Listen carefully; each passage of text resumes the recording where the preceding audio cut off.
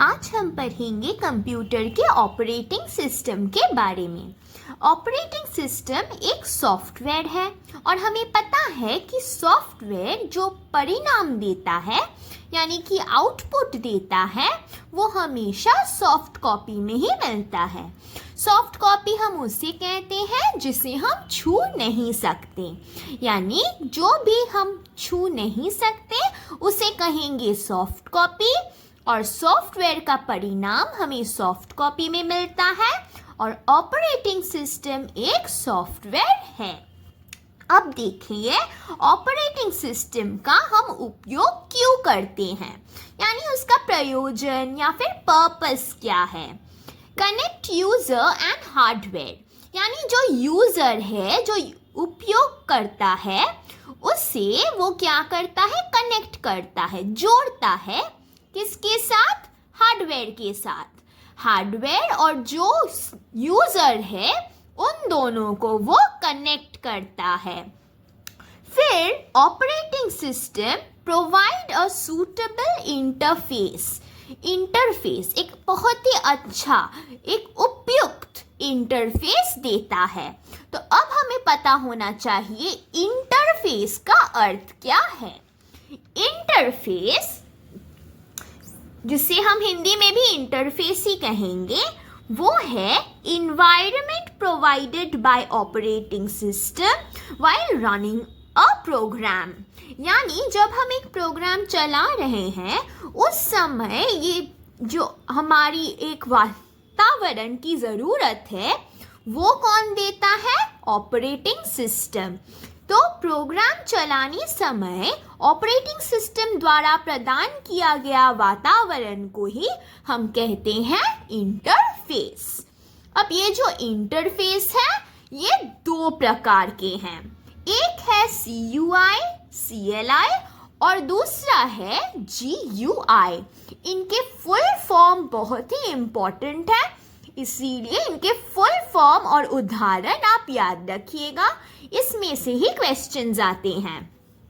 CUI का full form है character user interface और CLI का फुल फॉर्म है कमांड लाइन इंटरफेस। और दूसरी तरफ GUI यानी ग्राफिकल यूजर इंटरफेस।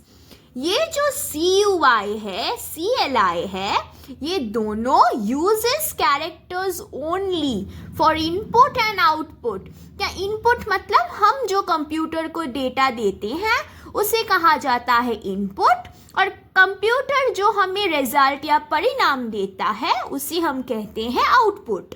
तो CLI और CUI क्या करता है? जो भी इनपुट हम देंगे, जो भी परिणाम कंप्यूटर हमें देगा, वो सभी कैसा होगा? कैरेक्टर्स में होंगे, यानी वर्णों में। पर यहाँ देखिए, यहाँ पे नाम से ही पता चल रहा है कि हम ग्राफिकल का भी यूज कर सकते हैं, यानी for input and output includes characters, text, images, songs, video. यानी हम इनपुट और आउटपुट, हम जो कंप्यूटर को इंफॉर्मेशन दे रहे हैं, कंप्यूटर का आउटपुट यानी वो जो परिणाम हमें दे रहा है वो सिर्फ वर्णों में ही नहीं होगा, बल्कि उनमें हम चित्र, गाना, वीडियो ये सब दे सकते हैं।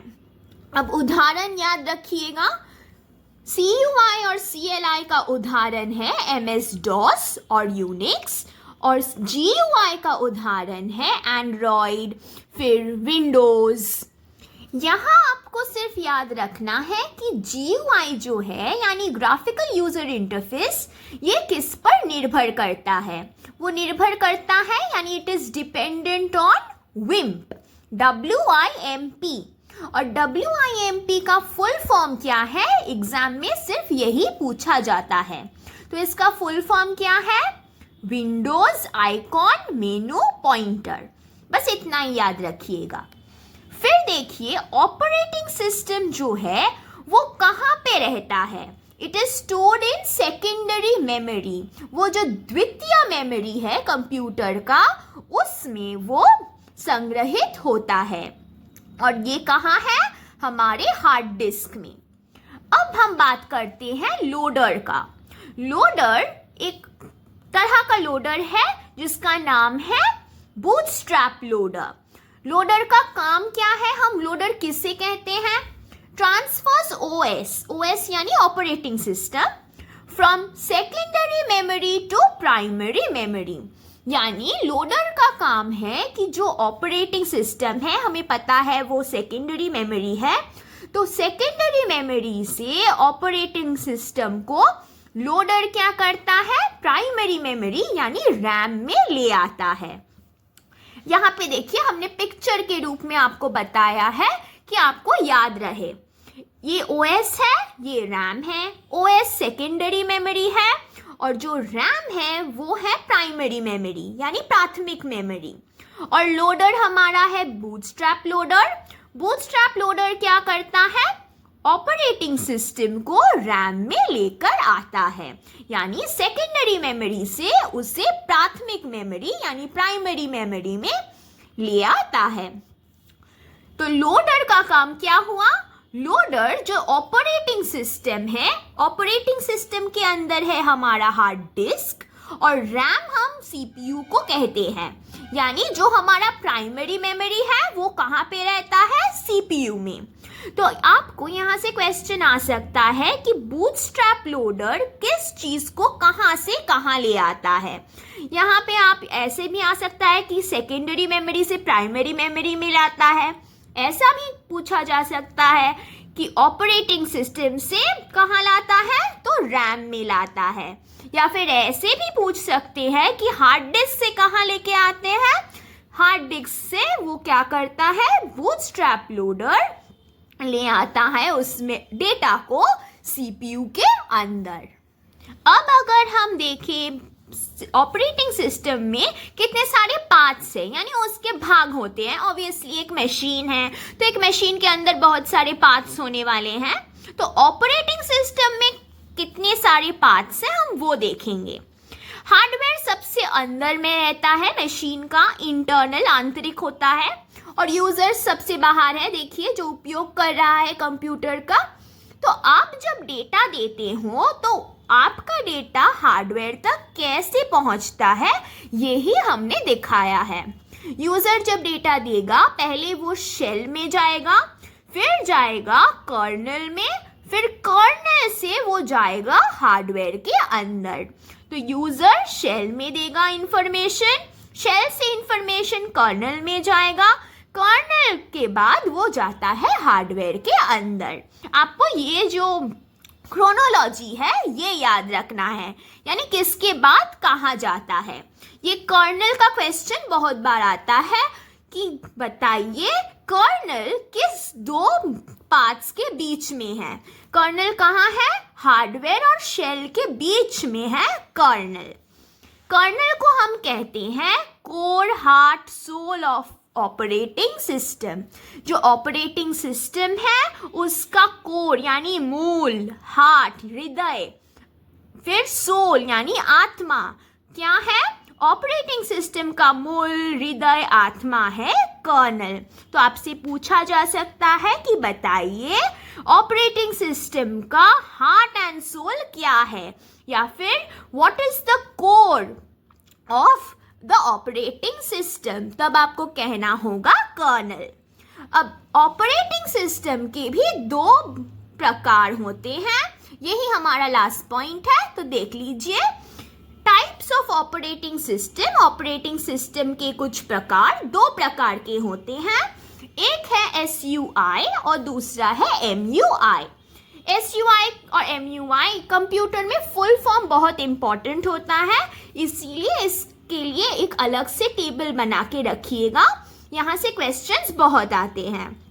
SUI का फुल फॉर्म क्या है, सिंगल यूजर इंटरफेस, और MUI का फुल फॉर्म है मल्टी यूजर इंटरफेस। तो देखिए नाम से ही पता चल रहा है कि यहाँ पे उपयोगकर्ता कितने हैं, यानी जो सिंगल यूजर इंटरफेस होगा उसमें सिंगल यूजर होगा, एक ही यूजर, और जो मल्टी है, मल्टी से पता चल रहा है कि जो उपयोगकर्ता होगा वो बहुत सारे होंगे, मैनी यूजर्स। पर एक बात याद रखिएगा, ये दोनों में ही वो सिंगल यूजर हो या मल्टी यूजर, दोनों में ही जो CPU होता है वो एक ही होता है, यानी एक ही कंप्यूटर से सारे लोग काम करेंगे। उदाहरण देख लेते हैं। MS-DOS, MS Windows, Android, disk operating system, iOS, और MUI मल्टी यूजर का एग्जाम्पल है यूनिक्स और एलनिक्स।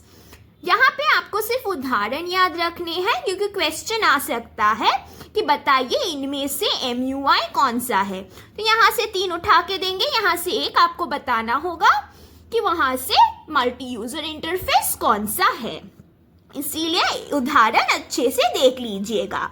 और जो CPU है वो क्या है? सेंट्रलाइज सर्वर, यानी मल्टी यूजर इंटरफेस में हमने कहा कि बहुत सारे लोग एक साथ उसका इस्तेमाल करते हैं। CPU भी एक ही है, तो जब CPU एक हो तो CPU कैसा है? वो सेंट्रलाइज्ड बन जाता है, केंद्रीय बन जाता है। यानी देखिए अब बहुत सारे लोग बहुत सारे काम कर रहे हैं, कार्य कर रहे हैं, पर एक ही CPU क्या कर रहा है? एक सर्वर की तरह काम कर रहा है, वो भी केंद्रीय, यानी एक ही CPU है इन सारे लोगों के लिए। तो ऑपरेटिंग सिस्टम में बस इतना ही। अगले वीडियो में हम पढ़ने वाले हैं प्राइमरी मेमोरी के बारे में। तो अगर आपको कोई भी डाउट हो इस चैप्टर से हमें कमेंट सेशन में ज़रूर बताइएगा, हम आपके डाउट्स क्लियर कर देंगे। और अगर कोई दूसरा सब्जेक्ट का नोट्स चाहिए हो तो हमारे प्लेलिस्ट को ज़रूर देखिएगा। तो अगले वीडियो आने तक टाटा।